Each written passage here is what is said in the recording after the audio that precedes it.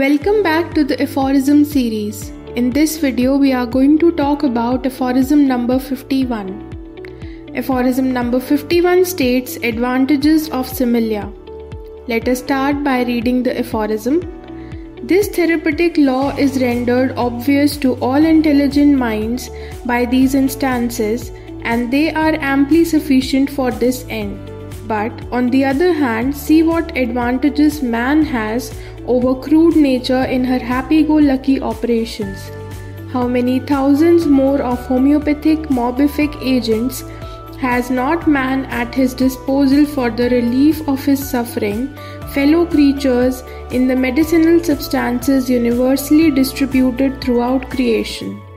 In them he has producers of disease of all possible varieties of action, for all the innumerable, for all conceivable and inconceivable natural diseases to which they can render homeopathic aid, morbific agents, medicinal substances, whose power, when their remedial employment is completed, being overcome by the vital force, disappears spontaneously without requiring a second course of treatment for its extirpation, like the itch, artificial morbific agents which the physician can attenuate, subdivide and potentize almost to an infinite extent, and the dose of which he can diminish to such a degree that they shall remain only slightly stronger than the similar natural disease they are employed to cure.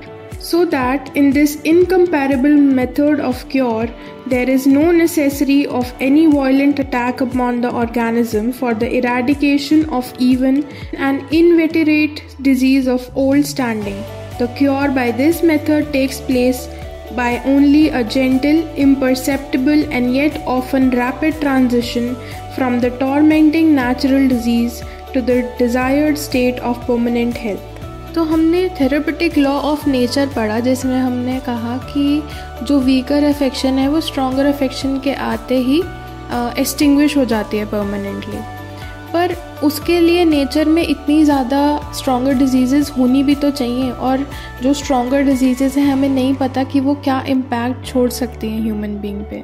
तो इसी का एक advantage, जो man advantage है, जो human advantage है, वो इस एफोरिज्म में डॉक्टर हैनेमन ने बताया है कि सिमिलिया क्या कर सकता है। जब आप किसी नेचुरल डिजीज़ के एक्शन को समझते हैं तो आपको ये पता चलता है कि ये सिर्फ एक हैप्पी गो लकी ऑपरेशन है। हैप्पी गो लकी का मतलब, अगर आपका लक ठीक हुआ तो जो स्ट्रॉन्गर अफेक्शन आई वो आपकी वीकर अफेक्शन को ख़त्म कर देगी और स्ट्रॉन्गर अफेक्शन भी अपना कोर्स रन करके ख़त्म हो जाएगी।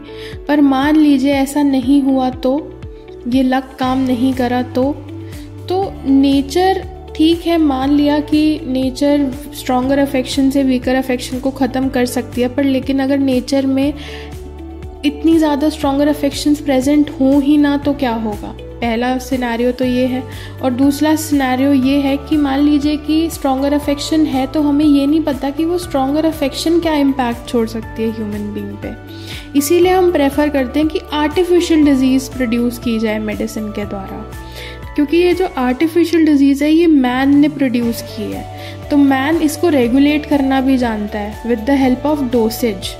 ह्यूमन बीइंग का यही तो एक एडवांटेज है नेचर के ऊपर कि एक variety of medicinal substance use करके वो डिजीज़ेस को ट्रीट कर सकता है, ranging from natural to artificial agents.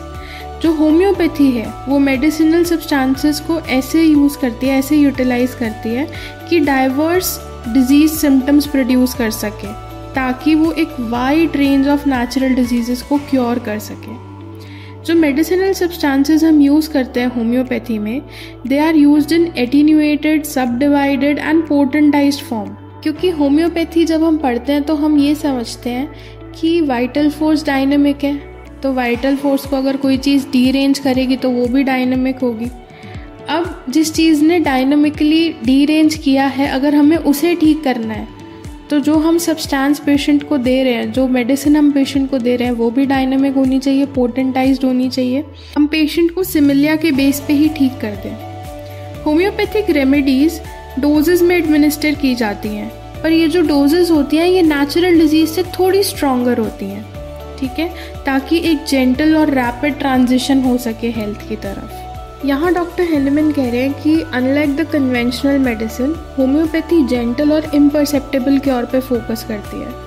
और सबसे बड़ी बात ये है कि जो रेमेडी की पावर है ट्रीटमेंट के बाद ये धीरे धीरे डिसअपियर होने लगती है, और once it is completely disappeared, इसका ये मतलब हुआ कि हमने सक्सेसफुली डिजीज़ को इरेडिकेट कर दिया है। अब इस एफोरिज्म की एक्सप्लेनेशन रीड कर लेते हैं।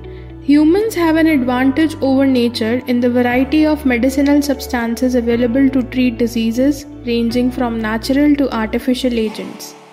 Homeopathy utilizes medicinal substances that can produce diverse disease symptoms, allowing for treatment of a wide range of natural diseases.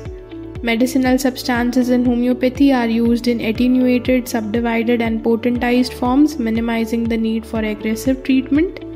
Homeopathic remedies are administered in doses slightly stronger than the natural disease, facilitating a gentle and often rapid transition to health. Unlike conventional medicine, homeopathy aims for a gentle and imperceptible cure, avoiding violent attacks on the organism. The disappearance of the remedy's power after treatment is completed indicates successful eradication of the disease. That's all in the video. Thank you for watching.